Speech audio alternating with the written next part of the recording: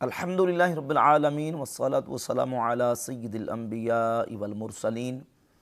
اما بعد فاعوذ باللہ من الشیطان الرجیم بسم اللہ الرحمن الرحیم۔ نماز تراویح سنت موقدہ ہے۔ نبی پاک صلی اللہ علیہ وآلہ وسلم نے نماز تراویح پڑھنے کی ترغیب بہت ساری احادیث کے اندر ارشاد فرمائی۔ آپ صلی اللہ علیہ وآلہ وسلم نے نماز تراویح جماعت کے ساتھ ادا فرمائی، اور کسی علت کی بنیاد پہ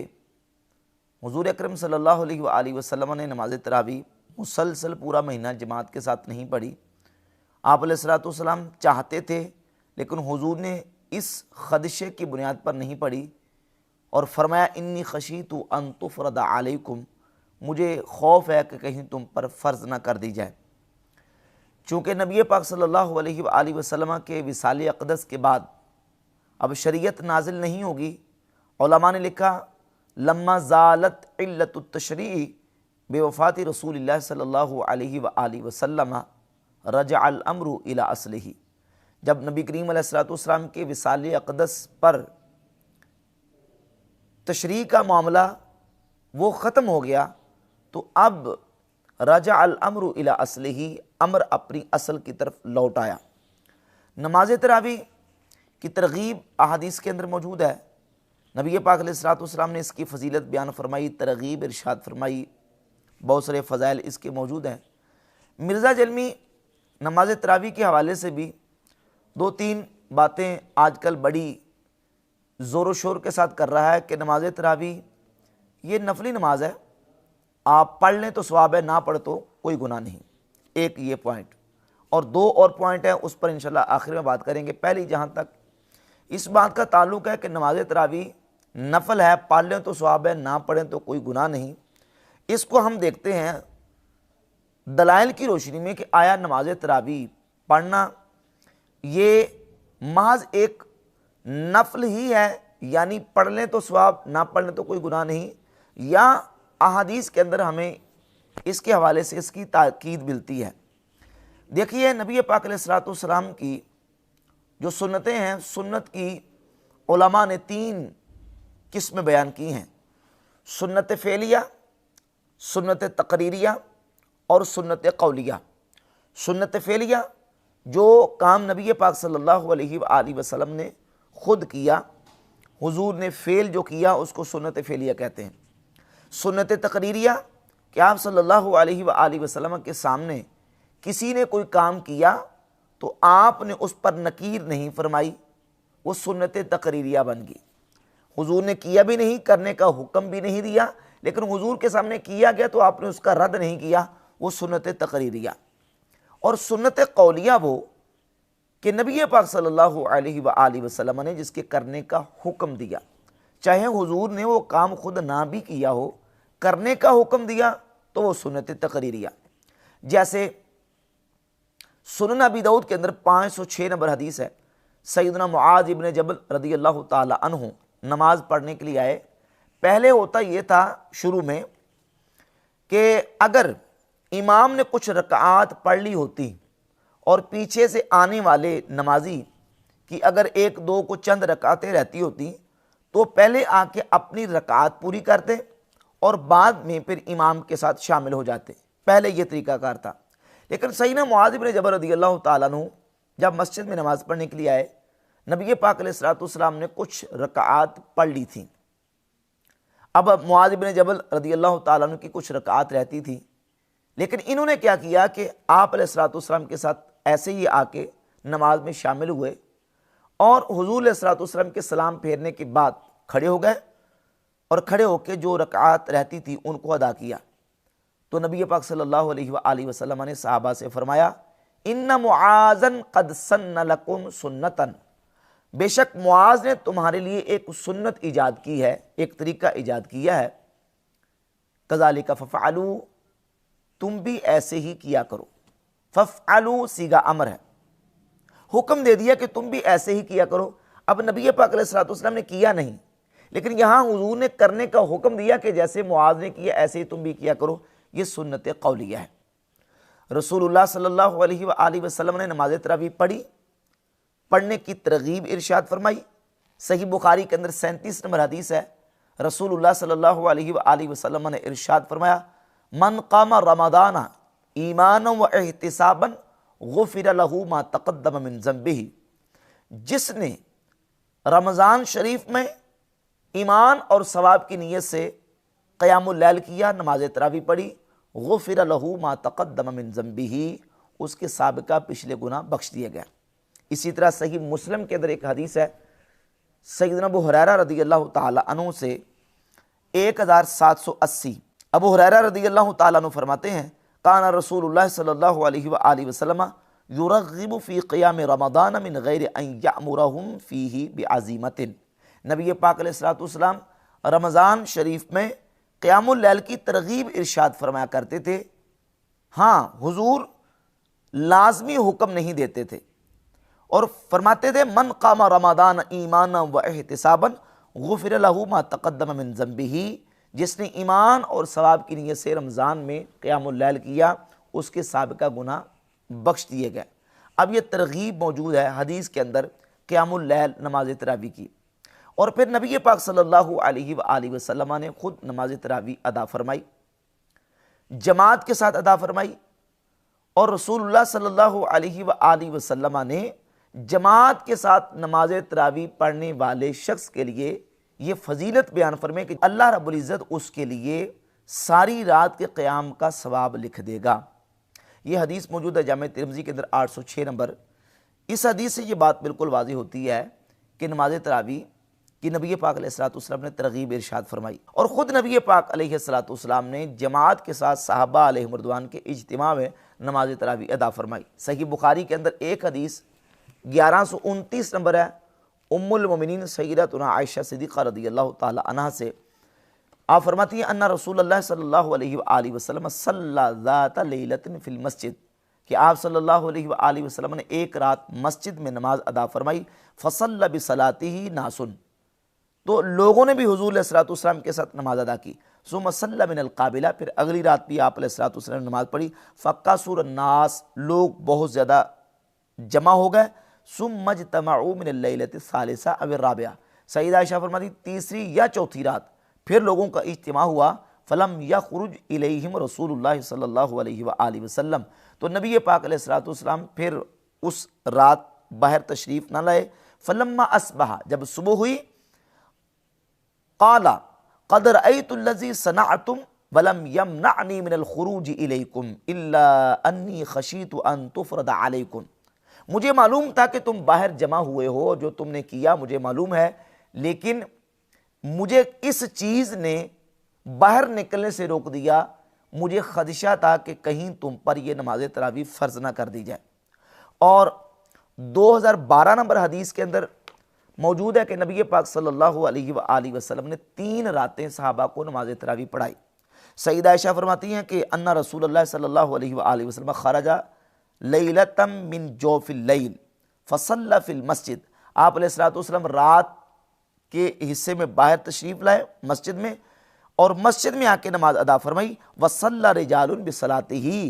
لوگوں نے بھی حضور علیہ السلام کے ساتھ جماعت کے ساتھ نماز ادا کی، فاصبح الناس فتحدثوا، جب لوگوں نے صبح کی تو لوگوں نے پھر بتایا اپنے دوسرے ساتھیوں کو کہ سابقہ رات ہم نے نبی پاک علیہ السلام کے ساتھ جماعت کے ساتھ نماز ادا کی۔ پھر نبی پاک علیہ السلام نے دوسری رات بھی ادا فرمائی، صحابہ نے حضور کے ساتھ پڑھی، پھر تیسری رات بھی آپ علیہ السلام نے نماز ادا کی، صحابہ نے ساتھ پڑھی۔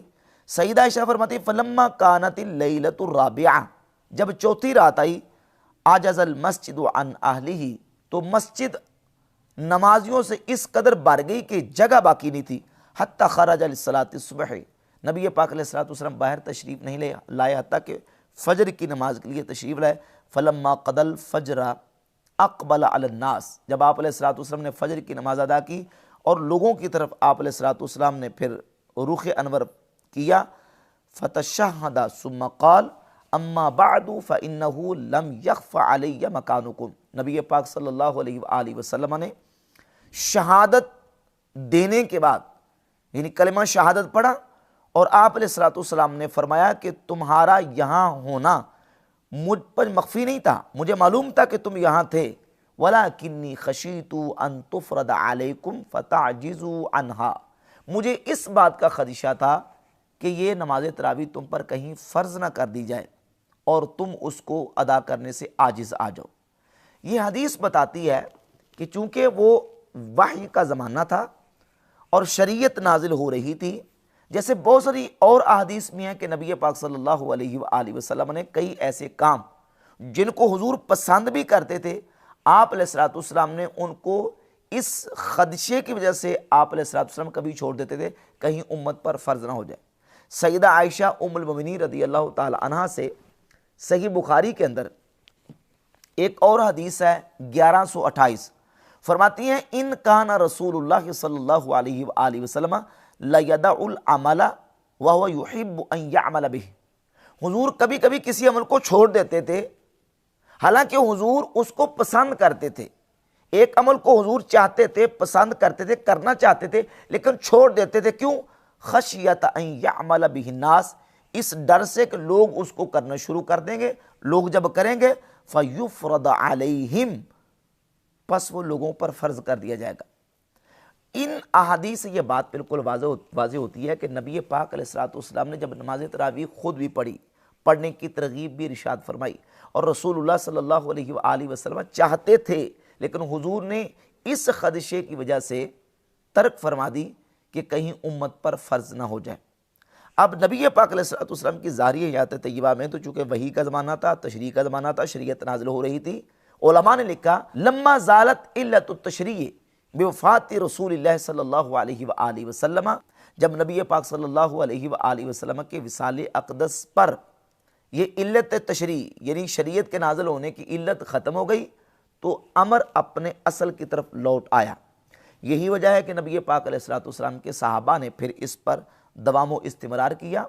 اور خلفائے راشدین بالخصوص سیدنا عمر فاروق رضی اللہ تعالیٰ عنہ کی ذات اقدس آپ کے دور خلافت میں نماز تراویح کو باقاعدہ جماعت کے ساتھ ادا کیا گیا۔ اس سے پہلے بھی صحابہ علیہم رضوان جماعت کے ساتھ ادا کرتے تھے لیکن منتشر ہو کے، متفرق ہو کے، لیکن سیدنا عمر فاروق رضی اللہ تعالیٰ عنہ کا دور خلافت آیا۔ صحیح بخاری میں 2010 نمبر حدیث ہے، آپ ایک دن مسجد میں تشریف لائے تو دیکھا کہ لوگ منتشر ہو کے کچھ الگ الگ فرادہ نماز پڑھ رہے تھے اور کچھ لوگ چھوٹے چھوٹے ٹولیوں کی شکل میں نماز پڑھ رہے تھے۔ سیدنا عمر رضی اللہ تعالیٰ عنہ جب مسجد میں تشریف لائے، لوگوں کو اس حالت میں دیکھا تو یصلی الرجل لنفسہ، کچھ تو اکیلے تنہا نماز پڑھ رہے تھے، ویصلی الرجل فیصلی بصلاۃ الرہط، اور کچھ ایسے تھے کہ جن کے ساتھ ٹولیاں تھوڑے تھوڑے گروہ نماز پڑھ رہے تھے۔ فقال عمر، تو سیدنا عمر رضی اللہ تعالیٰ عنہ نے کہا انی ارا لو جمعت ہؤلاء علی قارئ واحد لکان امثلا، میں چاہتا ہوں کہ میں ان کو ایک قاری کے پیچھے جمع کر دوں تو یہ بہتر ہوگا۔ ثم عزم فجمعهم علی ابی بن کعب، پھر آپ نے ارادہ کیا اور لوگوں کو سیدنا ابی ابن کعب رضی اللہ تعالیٰ عنہ کے پیچھے آپ نے جمع کر دیا۔ ثم خرجت معه لیلۃ اخری، راوی کہتے ہیں میں پھر حضرت عمر کے ساتھ ایک دن نکلا، والناس یصلون بصلاۃ قارئہم، لوگ اپنے قاری کے ساتھ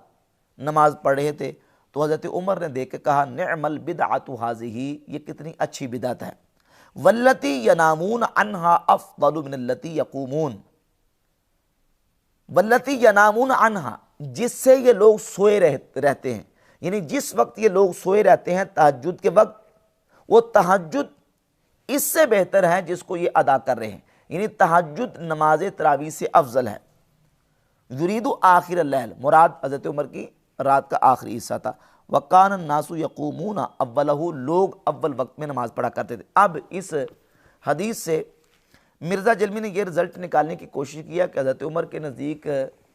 یہ تھا کہ حضرت عمر یہ کہتے تھے کہ نماز تراویح سے گھر میں نماز پڑھنا یہ افضل ہے، حالانکہ یہ مطلب نہیں ہے۔ حافظ ابن حجر عسقلانی نے فتح الباری شرح صحیح البخاری میں اسی حدیث کے ان الفاظ کے اوپر تشریح کرتے ہوئے لکھا، کہتے ہیں ھذا تصریح منہ، حضرت عمر سے یہ بات بالکل صراحت کے ساتھ ہے بِأَنَّ الصَّلَاةَ فِي آخِرِ اللیل افضل من اولہ، کہ رات کے آخری حصے میں نماز پڑھنا اول حصے میں پڑھنے سے افضل ہے، لیکن لیس فیہ ان الصلاۃ فی قیام اللیل فرادا افضل من التجمیع، لیکن اس کا یہ مطلب نہیں ہے کہ اکیلے نماز پڑھنا وہ جماعت کے ساتھ نماز پڑھنے سے افضل ہے، یہ مطلب نہیں ہے۔ جو مرزا جیلمی نے مطلب لیا ہے اس مطلب کا رد کر دیا حافظ ابن حجر اسقلانی نے۔ ان احادیث سے یہ بات بالکل واضح ہوتی ہے کہ نبی پاک صلی اللہ علیہ وآلہ وسلم نے جماعت کے ساتھ نماز ادا کی، اور پھر چوتھے دن آپ علیہ السلام نے جماعت کے ساتھ نہیں پڑھی۔ واضح الفاظ موجود ہیں، انی خشیت ان تفرض علیکم، مجھے خدشہ ہے کہ کہیں تم پر فرض نہ کر دی جائے۔ پھر سیدنا عمر فاروق رضی اللہ تعالیٰ عنہ نے لوگوں کو ایک قاری قرآن کے پیچھے جمع کیا، اور اس کے بعد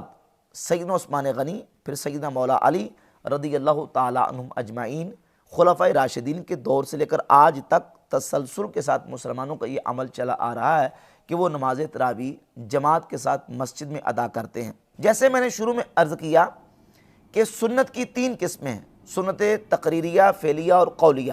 اب یہاں سنت موقدہ کیسے ٹھہرے گا نماز تراویح پڑھنا؟ سنت موقدہ یعنی تاکید کیسے ٹھہرے گی کہ نبی پاک صلی اللہ علیہ وآلہ وسلم نے اپنے قول کے ذریعے سے اس کی تاکید فرما دی،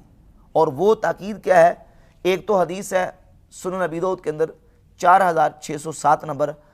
حضور علیہ السلام نے فرمایا علیکم بسنتی وسنت الخلفاء المہدیین الراشدین، تم پر میری سنت بھی لازم ہے اور میرے خلفاء مہدیین الراشدین کی سنت بھی لازم ہے۔ جب خلفاء راشدین سے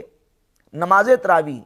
کے اوپر تاکید اور مواظبت ثابت ہوگی تو یہ خلفاء راشدین سے اس کا موقد ہونا ثابت ہو گیا، اور نبی پاک صلی اللہ علیہ وآلہ وسلم کی سنت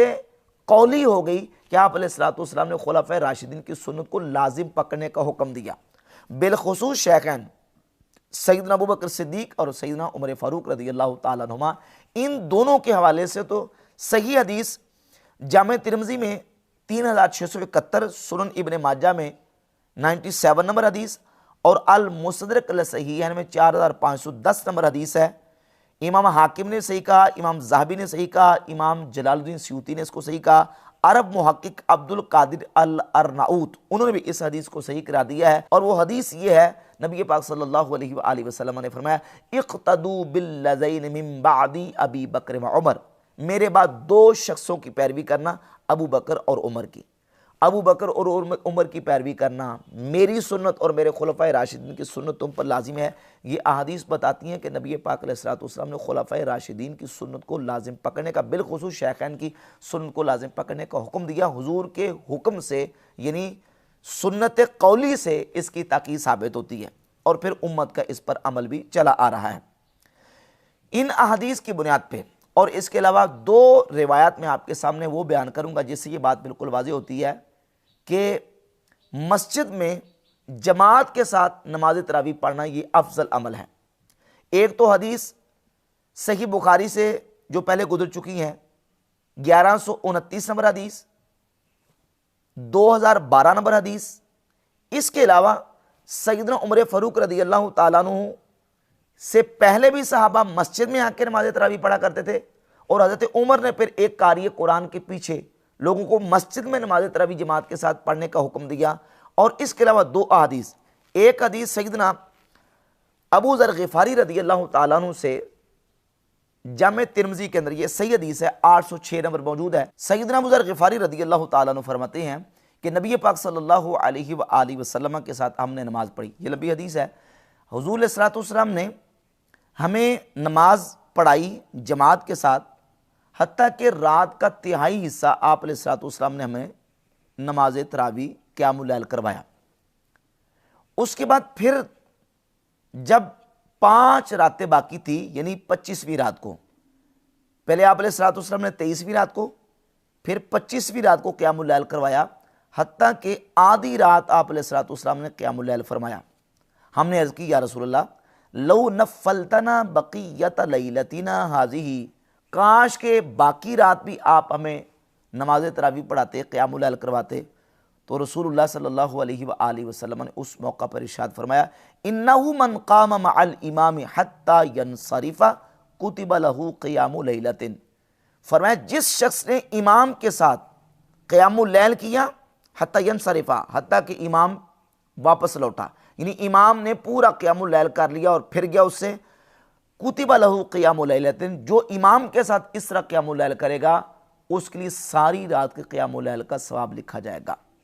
ابو ذر غفاری رضی اللہ تعالیٰ عنہ فرماتے ہیں پھر نبی پاک صلی اللہ علیہ وآلہ وسلم نے ہمیں نماز نہیں پڑھی حتیٰ کہ 3 راتیں باقی رہ گئیں، یعنی 27ویں کی رات کو آپ صلی اللہ علیہ وآلہ وسلم نے مسجد میں اس طرح نماز پڑھائی، صلی بنا فی الثالثہ ودعا اہلہ ونساءہ، آپ علیہ السلام نے اپنے اہل خانہ کو بلایا، اپنی بیویوں کو بلایا، فقام بنا حتی تخوفنا الفلاح،